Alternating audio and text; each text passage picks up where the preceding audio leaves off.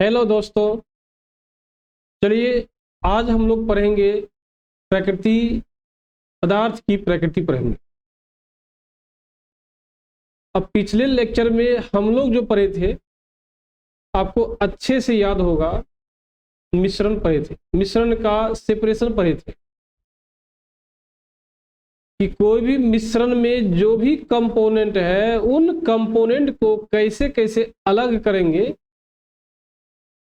इसके बारे में कल हम लोग स्टडी किए थे। और आज हम लोग स्टडी करेंगे डाल्टन का परमाणु सिद्धांत। तो कहने मिस क्या है, परमाणु सिद्धांत के बारे में डाल्टन ने कुछ बोला था और उसी का स्टडी आज हम लोग करने जा रहे हैं। चलिए स्टार्ट करते हैं डाल्टन का परमाणु सिद्धांत। देखिए पहला पॉइंट क्या है कि डाल्टन ने बोला था परमाणु क्या है, अविभाज्य है। परमाणु क्या है, अविभाज्य है। कहने मिस क्या है, यदि कोई परमाणु आप लेते हैं, चाहे हीलियम का परमाणु लीजिए या लिथियम का कोई भी परमाणु आप लीजिए या मैग्नीशियम का कोई परमाणु लीजिए, इस परमाणु को आप डिवाइड नहीं कर सकते।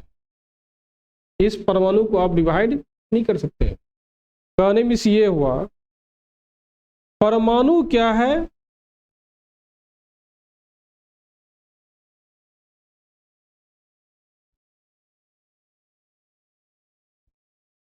देखिए परमाणु क्या है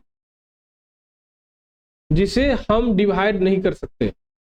तो आप जानिए परमाणु का सिद्धांत जो है डाल्टन ने कब दिया था, 1801 ईस्वी में दिया था। डाल्टन ने परमाणु का सिद्धांत 1801 ईस्वी में दिया था। क्या दिया था, 1 ईस्वी में दिया था। क्या सोचिए, आप पढ़े भी होंगे, बच्चे में याद कीजिए, न्यूट्रॉन का डिस्कवर कौन किया था? न्यूट्रॉन का डिस्कवर किया था जेम्स चैडविक। कौन क्या था? James Chadwick. जेम्स चैडविक ने न्यूट्रॉन डिस्कवर किया था। इलेक्ट्रॉन का डिस्कवर कौन किया था? डिस्कवर मीन्स खोज। इलेक्ट्रॉन का डिस्कवर किया था जे थॉमसन। अब प्रोटॉन का डिस्कवर किया था गोल्डस्टीन। गोल्डस्टीन। तो आप कह सकते हैं ये तीनों का डिस्कवर अलग अलग साइंटिस्ट किया था।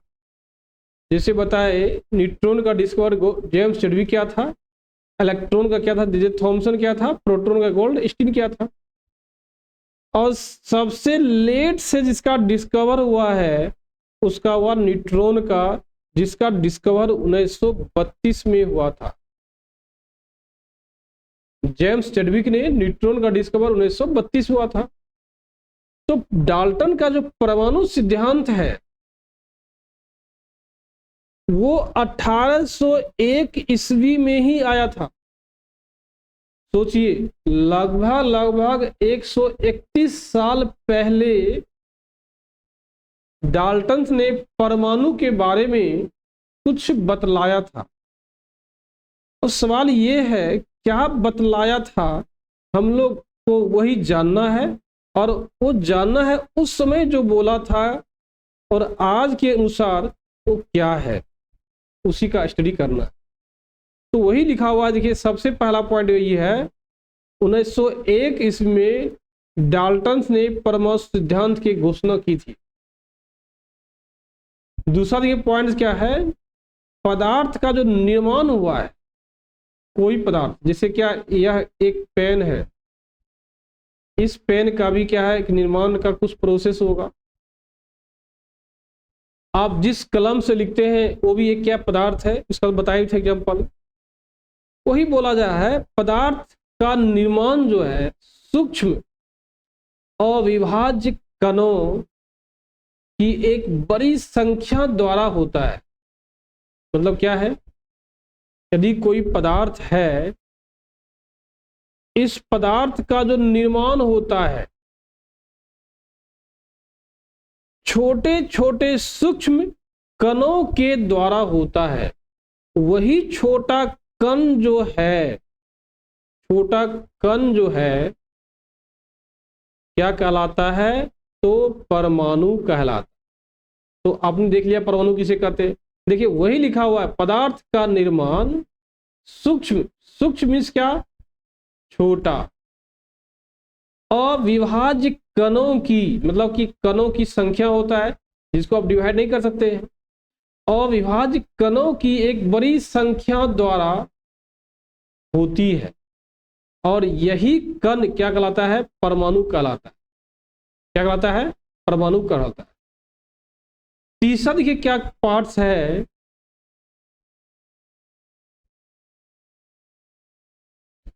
कि प्रत्येक तत्व के परमाणु समान होती है, लेकिन दूसरे तत्वों के परमाणु से भिन्न होती है। कहानी में क्या है, ऑक्सीजन एक गैस है, इसका भी एक परमाणु होगा, इसका भी एक क्या है, परमाणु होगा। दूसरा देखिए क्या है, नाइट्रोजन क्या गैस है, इसका भी अपना एक परमाणु होगा। ये दोनों का अपना अलग अलग क्या है, परमाणु है। वही बोल रहा है प्रत्येक तत्व का परमाणु समान होती है, लेकिन दूसरे तत्व के परमाणु से अलग होती है। देखिए इसका भी एक अपना परमाणु है ऑक्सीजन, इसका भी अपना एक परमाणु है नाइट्रोजन। तो उनका सही था कि प्रत्येक तत्व का परमाणु हमेशा समान होता है। जैसे ऑक्सीजन गैस लेते हैं, ऑक्सीजन का कई परमाणु ले लीजिए, ऑक्सीजन गैस, ऑक्सीजन परमाणु 1, ऑक्सीजन परमाणु 2, ऑक्सीजन परमाणु 3। तो देखिए ऑक्सीजन का 3 अलग अलग परमाणु लिए और ये तीनों परमाणु हमेशा एक समान होता है। ठीक इसी प्रकार यदि आप नाइट्रोजन का बात करेंगे,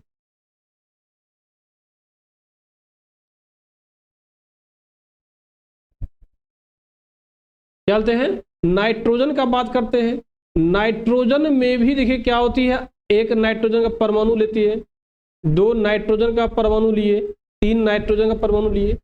ये तीनों नाइट्रोजन का परमाणु जो है एक समान है, लेकिन ये ऑक्सीजन का परमाणु और नाइट्रोजन के परमाणु में क्या है, भिन्नता है। ये दोनों अलग अलग है।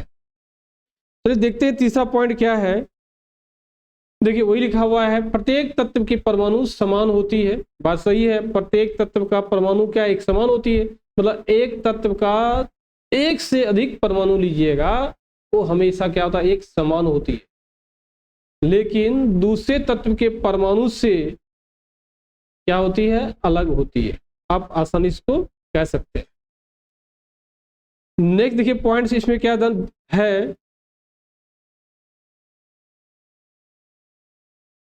तो हम लोग ये समझ चुके हैं, हम लोग समझे क्या कि कोई भी एलिमेंट्स लीजिए, मीन्स कोई भी तत्व लीजिए और उन तत्व का परमाणु यदि एक से अधिक लेते हैं तो वो सभी परमाणु एक दूसरे के समान होगी।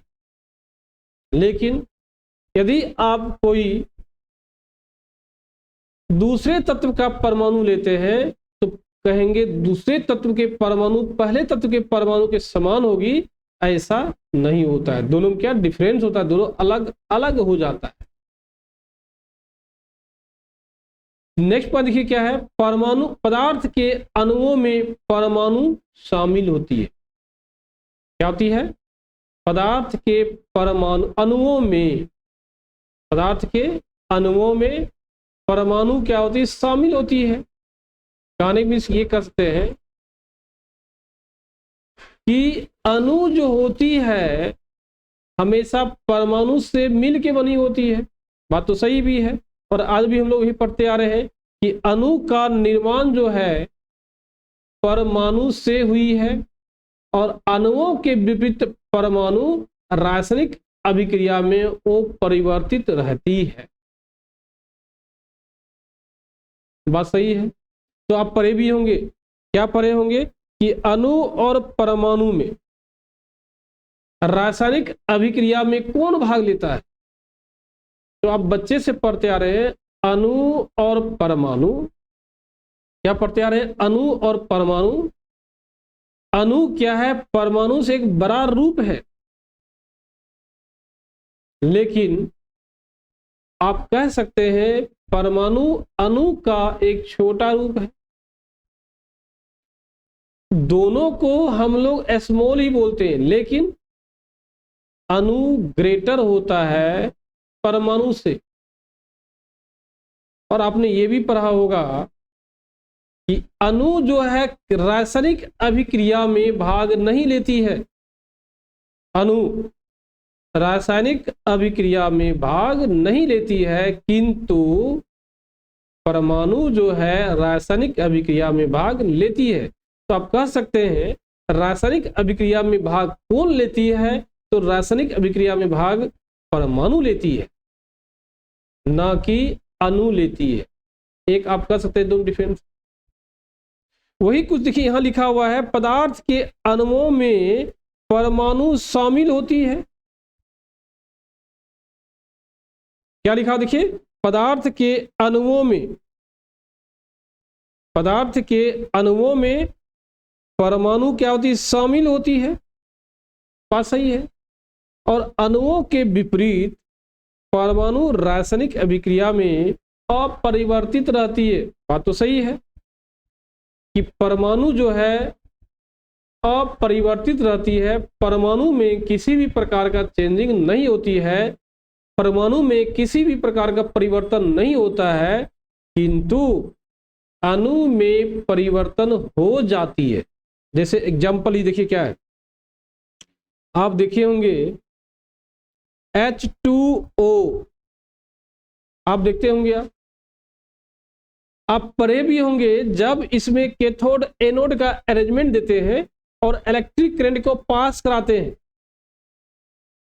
इलेक्ट्रिक करंट को पास करवाते हैं, तो ये कन्वर्ट होता है H2 में, और O2 में क्या होता है, बदल जाता है। जब वाटर में इलेक्ट्रिक करंट सप्लाई करते हैं कैथोड एनोड के अरेंजमेंट द्वारा, तो हाइड्रोजन गैस में और ऑक्सीजन गैस में क्या होती है, बदल जाती है।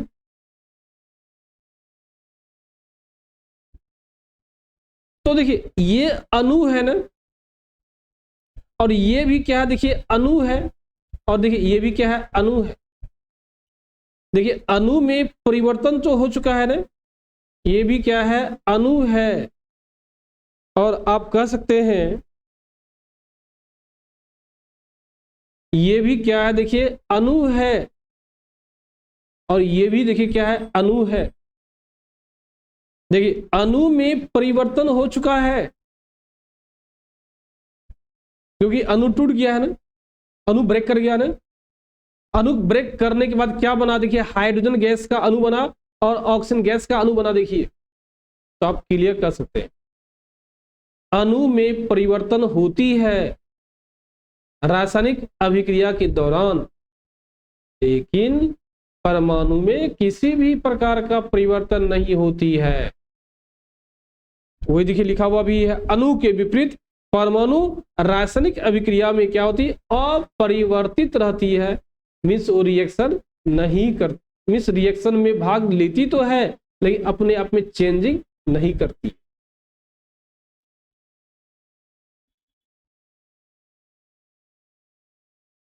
नेक्स्ट पॉइंट देखिए क्या है इसमें, दिए गए यौगिक, देखिए क्या है, एक मिनट में देख रहा हूं,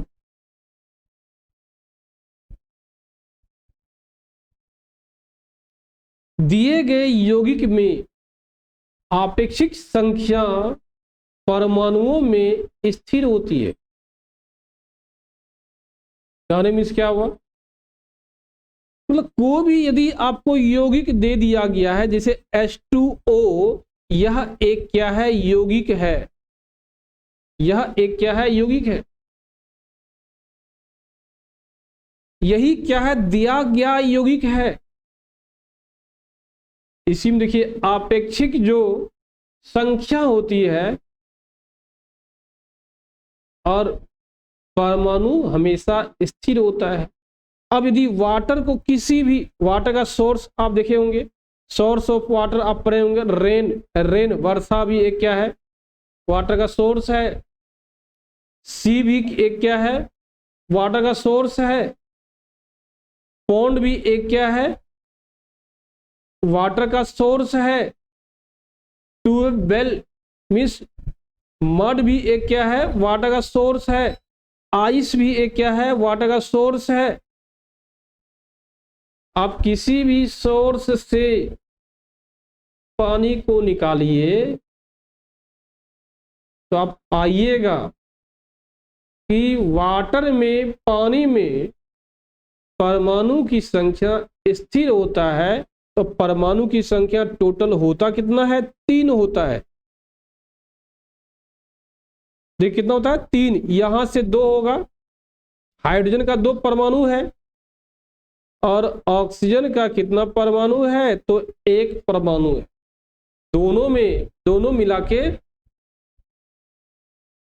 परमाणु की संख्या हमेशा क्या होती है, फिक्स होती है। यही दिया भी है, इसके लिखने की मीनिंग यही दिया हुआ आपका है। नेक्स्ट देखिए क्या है, हम लोग पढ़ेंगे परमाणु, डाल्टन का परमाणु सिद्धांत का दोष क्या होता है। दोष मीन क्या, अवगुण।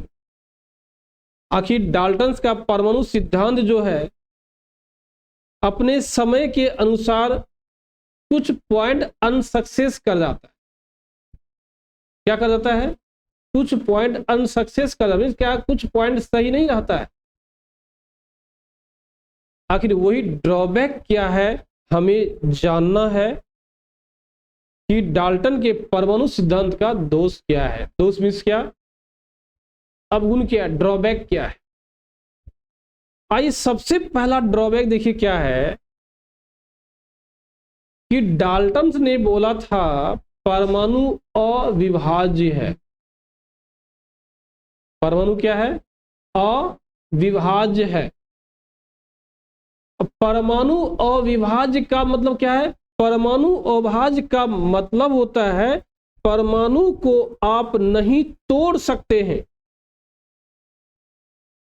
लेकिन आज का साइंटिस्ट क्या बोलता है, मॉडर्न साइंटिस्ट क्या बोलता है कि परमाणु जो है वो भी बना है इलेक्ट्रॉन से, प्रोटॉन से और न्यूट्रॉन से।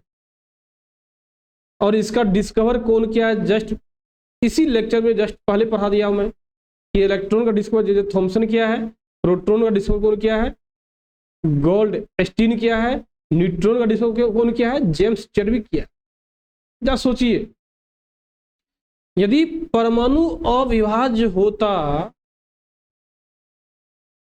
तो परमाणु एक सिंगल पार्टिकल्स होता, एक सिंगल, एक छोटा सा कण होता। लेकिन हम लोग क्या पढ़े हैं कि परमाणु भी बना हुआ है, किससे बना हुआ है, इलेक्ट्रॉन से बना हुआ है, प्रोटॉन से बना है, न्यूट्रॉन से बना हुआ है। यही उसका क्या पहला ड्रॉबैक है इसका, डाल्टन थ्योरी का। देखिए क्या लिखा हुआ, देखिए वही लिखा, परमाणु एक क्या है, अविभाज्य होता है। लेकिन ये क्या ड्रॉबैक है, ड्रॉबैक मींस ये क्या है, गलत है। ऐसा नहीं है कि परमाणु को आप तोड़ नहीं सकते। परमाणु भी इलेक्ट्रॉन, प्रोटॉन, न्यूट्रॉन ग्रुप में बना हुआ है, तो आप कह सकते हैं प्रोटॉन, परमाणु को भी क्या आप डिवाइड कर सकते हैं, कोई डाउट इसमें। दूसरा देखिए ड्रॉबैक इसमें क्या आता है, किसी एक तत्व के सभी परमाणु, वो भी एक तत्व लीजिए, जैसे हाइड्रोजन एक तत्व लीजिए, यह एक तत्व है, इसके सभी परमाणु आप पढ़े होंगे, इसके परमाणु कौन कौन सा है, इसके हाइड्रोजन है जिसको बोलते हैं प्रोटियम, ड्यूटेरियम बोलते हैं और ट्रिटियम बोलते हैं। देखिए ये बोल क्या रहा है अभी, डाल्टन ने बोला क्या था, किसी एक तत्व के सभी परमाणु समान भार वाली होती है, समान भार वाली होती है, लेकिन कहानी में इसका जितना मास द्रव्यमान इसका होगा उतना ही द्रव्यमान इसका होगा, उतना ही द्रव्यमान इसका भी होगा। इसका नाम आप पढ़े भी होंगे, क्लास 10 पढ़े होंगे। इसका नाम है प्रोटियम, इसका नाम है ड्यूटेरियम, इसका नाम है ट्रिटियम, आप नाम जानते भी हैं। इन दो डाल्टन का कहना यह था, यदि कोई एक तत्व लेते हैं और उस एक तत्व का कई परमाणु यदि हो जाए, मीन्स 2 या 2 से अधिक परमाणु हो जाए, सभी का भार जो होगा एक समान होगा। लेकिन आज का साइंटिस्ट क्या बोलता है पता है, आज का साइंटिस्ट बोलता है इसका जो द्रव्यमान आप देख रहे हैं, इसका जो द्रव्यमान देख रहे हैं अलग द्रव्यमान है। प्रोटियम, प्रोटियम का अलग प्रोटियम, इसका अपना एक अलग द्रव्यमान है। ड्यूटेरियम का अपना एक अलग द्रव्यमान है और ट्रिटियम अपना इसका एक अलग द्रव्यमान है। कहानी में क्या हो गया, पहले जो डाल्टन बोला था वो अभी के अनुसार क्या है, थोड़ा ड्रॉबैक हो गया, थोड़ा दोष हो गया है, थोड़ा डिफिकल्टी हो गया मानना कि डाल्टन को अब माना जाए कि ना माना जाए। कहानी में क्या, कौन क्या बोलता समझ गए होंगे। देखिए क्या है,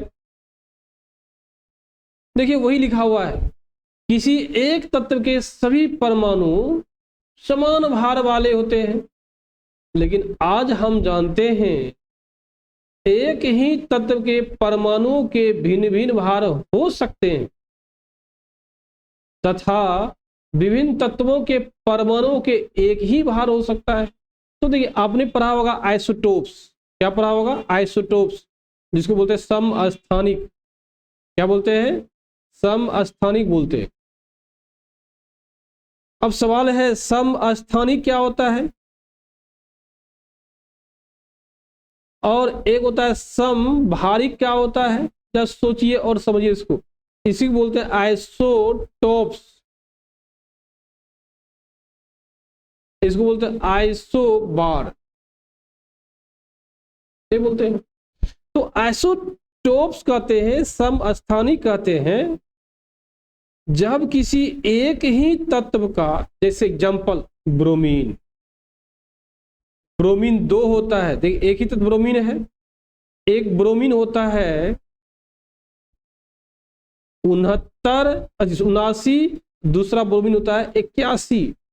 देखिए एक ही प्रकार का तत्व है ब्रोमीन, लेकिन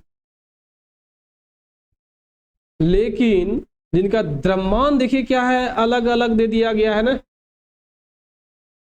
ये ड्रॉबैक हो गया, ये दोष हो गया। एक ही तत्व क्या ब्रोमीन है जिसका द्रव्यमान देखिए अलग अलग दे दिया है, यह एक क्या ड्रॉबैक है। यदि कोई एक ही तत्व का द्रव्यमान संख्या अलग अलग हो जाए, इसको क्या बोलते हैं, द्रव्यमान संख्या बोलते हैं, या बोलते हैं मास नंबर बोलते हैं, मास नंबर बोलते हैं हम लोग। यदि एक ही तत्व का परमाणु अलग अलग परमाणु का द्रव्यमान अलग अलग हो जाए, लेकिन परमाणु संख्या कितना हो जाए, तो 35 हो जाए, क्या बोलते हैं, परमाणु संख्या, परमाणु संख्या एक समान हो जाए, तो हम लोग आसानी से कह सकते हैं सम वो क्या है, एक दूसरे का, ये दोनों एक दूसरे क्या है, समस्थानिक है। अब सवाल है समभारिक क्या है, तो जब 2 अलग अलग तत्व के परमाणु को लीजिए और उनका द्रव्यमान क्या हो जाए, एक समान हो जाए, लेकिन परमाणु संख्या क्या हो जाएगी, अलग अलग हो जाएगी, उसको हम लोग क्या बोलते हैं, समभारिक। जैसे एग्जांपल ले लीजिए, क्या आर्गन ले लीजिए जिसका द्रव्यमान 39 होता है, और पोटासियम ले लीजिए इसका भी 39 होता है। देखिए एटॉमिक नंबर 18 है, एटॉमिक नंबर क्या है 19 है।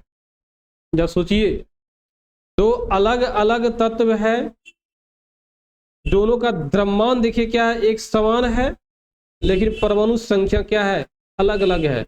तो ये दोनों एक दूसरे का कहला जाएगा क्या, समस्थानिक कहला जाएगा, सॉरी समभारिक कहला जाएगा। तो वही देखिए पहले का ये मानना था क्या, देखिए पहले क्या मानना था, पहले का मानना ये था किसी एक तत्व के सभी परमाणु समान भार वाले होते हैं, लेकिन आज हम जानते हैं एक ही तत्व के परमाणु के भिन्न भिन्न भार हो सकते हैं तथा विभिन्न तत्वों के परमाणुओं के एक ही भार हो सकते हैं। इसमें कोई डाउट नहीं होगा आपको। नेक्स्ट देखिए पॉइंट देखिए क्या है,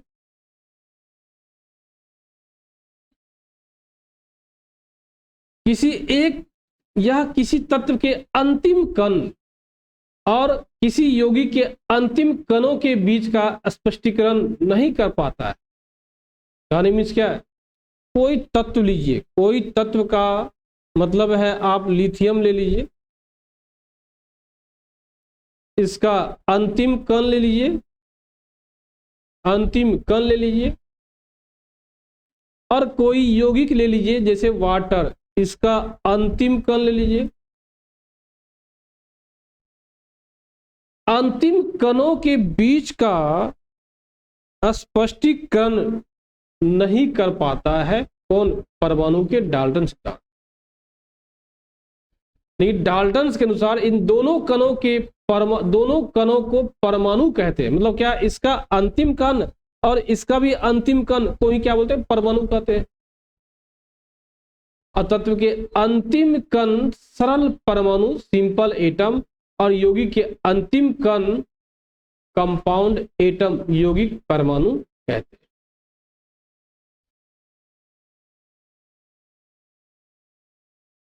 देखिए यही था डाल्टन के परमाणु सिद्धांत का दोष। चलिए आज हम लोग देखेंगे कुछ की पॉइंट देखेंगे। क्या देखेंगे, कुछ की पॉइंट देखेंगे जहां से डायरेक्ट क्वेश्चन आने की संभावना होती है। की पॉइंट मीन्स क्या, कुछ आप ऐसा पॉइंट है जहां से क्वेश्चन आती है, वही पॉइंट देखेंगे। सबसे पहला पॉइंट क्या है, ठोस की आकृति क्या होती है, निश्चित होती है क्या। गैस और लिक्विड की आकृति निश्चित होती है क्या, आपको पहले हम डिस्क्राइब कर चुके थे। ठोस का आकृति निश्चित होती है, द्रव की आकृति और गैस की आकृति निश्चित नहीं होती है, लेकिन द्रव का आयतन निश्चित होता है, गैस का आयतन भी निश्चित नहीं होता है। आपको जस्ट पहले हम बता चुके थे, जान लीजिए। अब देखिए क्या है, संगठन इकाइयों के बीच अंतराण्विक अंतराल का मीन्स क्या है। यदि आप ठोस के बारे में बात करते, यदि आप बात करते किसके बारे में, ठोस के बारे में बात करते, तो ठोस का एक कण, ठोस का एक कण, ठोस का एक कण एक दूसरे से बिल्कुल सटा हुआ रहता है, हम जानते भी हैं। ठोस का एक कण एक दूसरे से क्या है, बिल्कुल सटा हुआ रहता है। लेकिन लिक्विड का एक कण जो है दूसरे कण से कुछ न कुछ दूरी पे, कुछ न कुछ दूरी पे एग्जिस्ट करता है।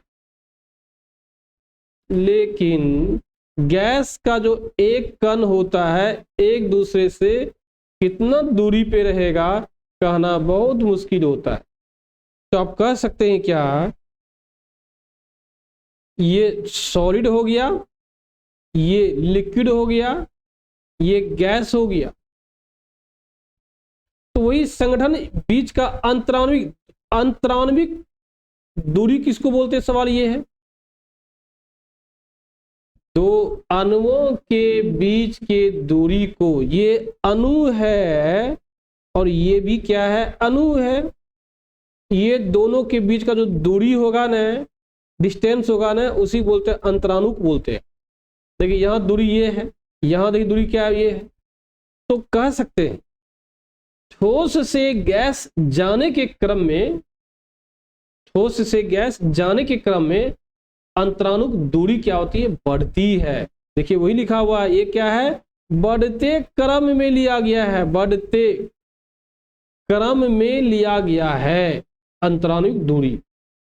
तो आप कह सकते हैं ठोस से गैस जाने के क्रम में अंतराणुविक दूरी क्या होती है, बढ़ती है।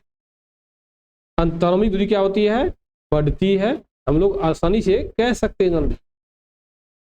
दूसरा देखिए पॉइंट्स इसमें देखिए क्या है,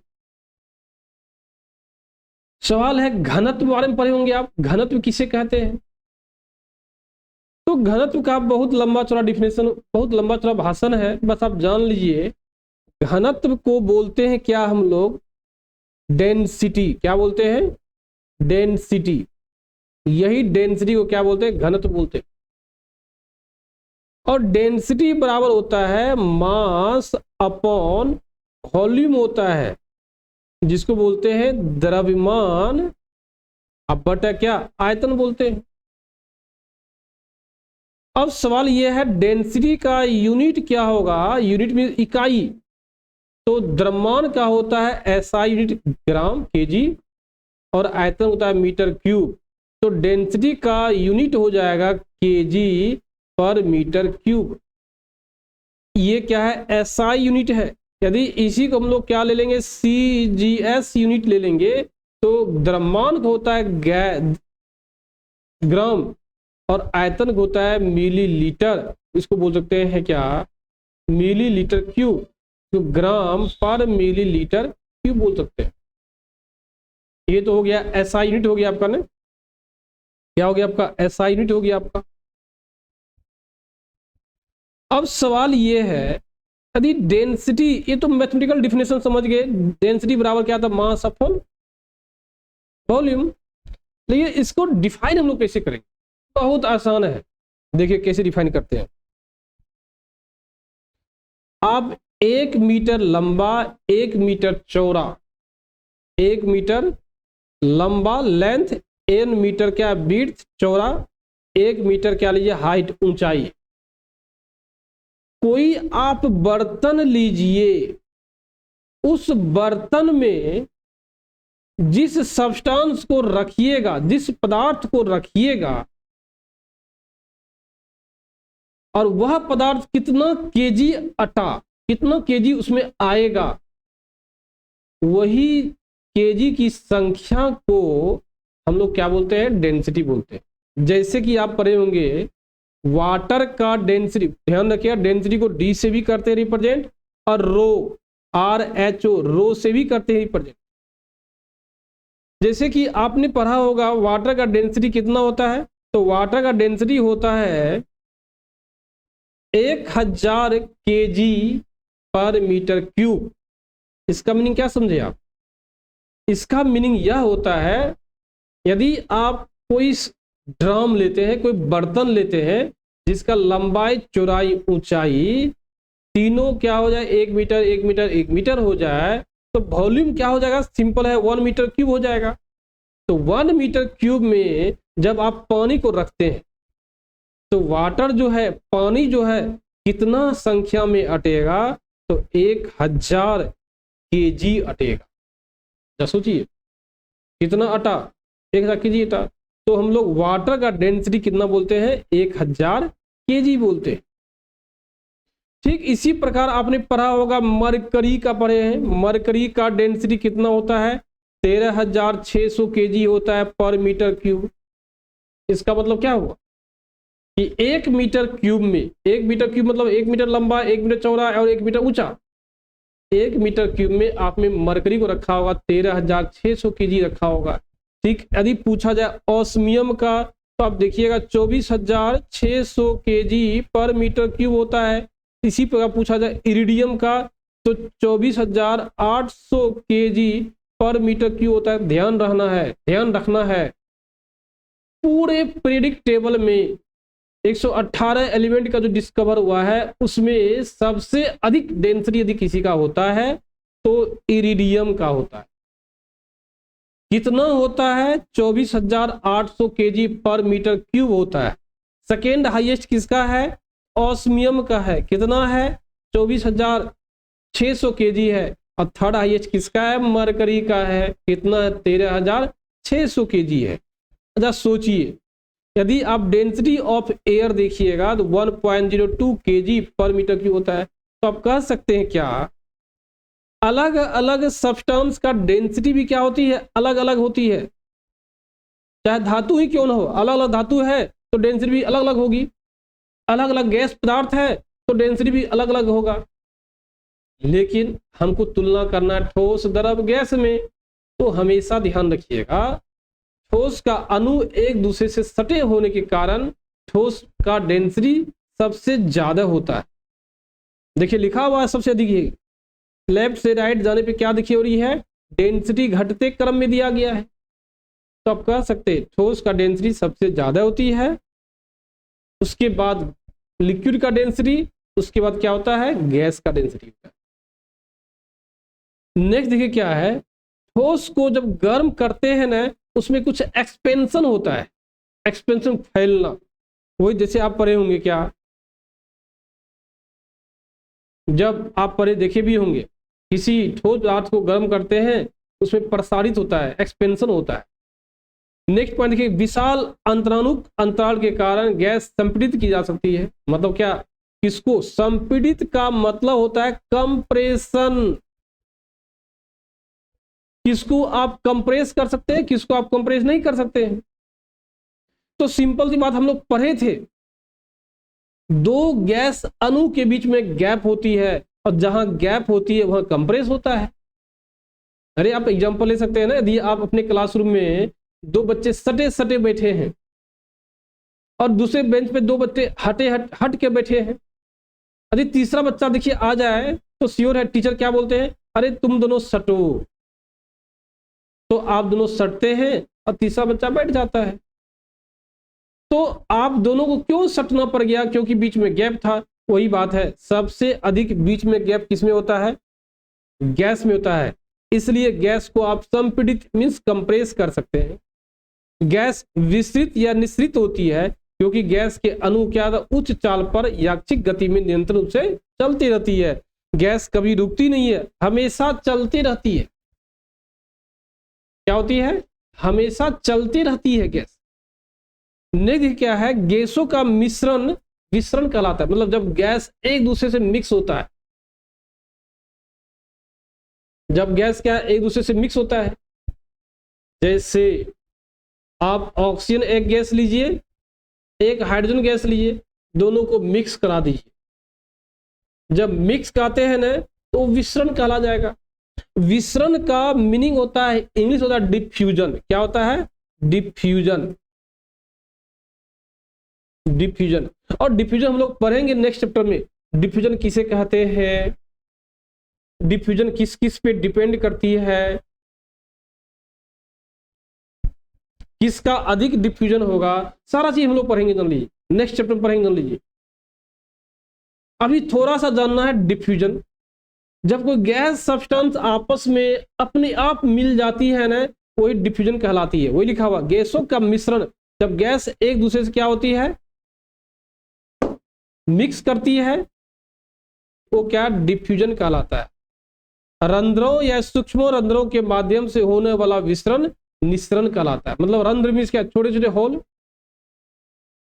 जब छोटे छोटे होल के माध्यम से एक दूसरे से क्या प्रसारण होता है या दूसरे मिश्रित होता है ना, एक दूसरे से विसरण होता है ना, वही क्या कहलाता है? निस्सरण कहलाता है। क्या कहलाता है? निस्सरण कहलाता है। दूसरा देखिए क्या है नेक्स्ट, रासायनिक संगठन के आधार पर, रासायनिक संगठन के आधार पर पदार्थ को तीन भाग बांटा गया था। आप तो पहले बता चुके थे, तत्व यौगिक मिश्रण के रूप में। ये तो पहले बता दिया गया था हम लोग को कि रासायनिक संगठन के आधार पर पदार्थ को तीन भाग बांटा गया था। नेक्स्ट देखिए क्या है, यौगिक ऐसा पदार्थ है, यौगिक बारे में बताए थे पहले, याद कीजिए। यौगिक एक ऐसा पदार्थ होता है जिनमें परमाणु के अनुसार लीजिए, परमाणु की संख्या के अनुसार लीजिए या परमाणु के भार के अनुसार लीजिए, वो हमेशा निश्चित अनुपात में रहती है, हम लोग ये जानते हैं। और लास्ट पॉइंट के तत्व और यौगिक दोनों क्या था, विशुद्ध होती है। यौगिक भी क्या होता है, अशुद्ध होती है, तत्व भी क्या अशुद्ध, वो हम पढ़े हैं, तत्व एक शुद्ध पदार्थ है। आगे हम देखेंगे, डिस्क्राइब भी करेंगे तत्व को कैसे अशुद्ध बोलते हैं, लेकिन अभी आप जानिए तत्व एक क्या है, शुद्ध पदार्थ। देखिए यही हम लोग का था थ्योरी पार्ट। अब जो कल होगा ना, कल न्यूमेरिकल हम लोग पढ़ेंगे, और वही न्यूमेरिकल पढ़ेंगे जो आपके क्वेश्चन में इस बार देखिए आएगा। जो क्वेश्चन में आएगा वही न्यूमेरिकल हम लोग इस बार पढ़ेंगे, जान लीजिए अपने क्वेश्चन में। और देखिए एक एक करके, प्लीज आप हमारे वीडियो को ना छोड़े, आपको मेरी आशा रिक्वेस्ट कर रहा हूं आप लोग से, क्योंकि इस बार हम वही चीज पढ़ा रहे हैं, वही चीज पढ़ा रहे हैं इस बार जो आपके डिप्लोमा या पॉलिटेक्निक में डायरेक्ट क्वेश्चन आएगा जल्दी। ये अपना 18 साल का अनुभव बता रहा हूं मैं, जान लीजिए इस बार वही चीज हम पढ़ा रहे हैं, सिर्फ जो सिर्फ और सिर्फ पॉलिटेक्निक और पारा मेडिकल के एग्जाम में डायरेक्ट आएगा जल्दी। इसलिए प्लीज हमारे वीडियो को आप लीव ना करें और एक एक पॉइंट को पढ़ें। कुछ पॉइंट इसमें पीडीएफ में नहीं दिया हुआ है, लेकिन हम लिख दिए कॉपी में, प्लीज उसको कॉपी में मैं लिख दिया हूं पढ़ाने के क्रम में, आप उसको अपने कॉपी में लिखिए और बार बार पढ़िए और याद कीजिए उसको। आप देखिए आपसे एक भी क्वेश्चन नहीं छूटेगा, इतना हम पे आप भरोसा कीजिए, लेकिन आपको याद होगा तो, क्योंकि पहले बोला था मैं, जान लीजिए कि केमिस्ट्री में लगभग 70% याद ही करना रहता है, सिर्फ 30% समझना रहता है। तो हमारे वीडियो में 30% तो कवर होगा ही, इसके साथ साथ याद भी करवा दिया जाएगा, जान लीजिए। बस आप हमारे वीडियो से लगे रहिए और हमसे आप बने रहिए। चलिए आज हम लोग यहीं तक रखते हैं, कल हम लोग देखेंगे न्यूमेरिकल पार्ट्स को कवर करेंगे। Bye bye, Tata.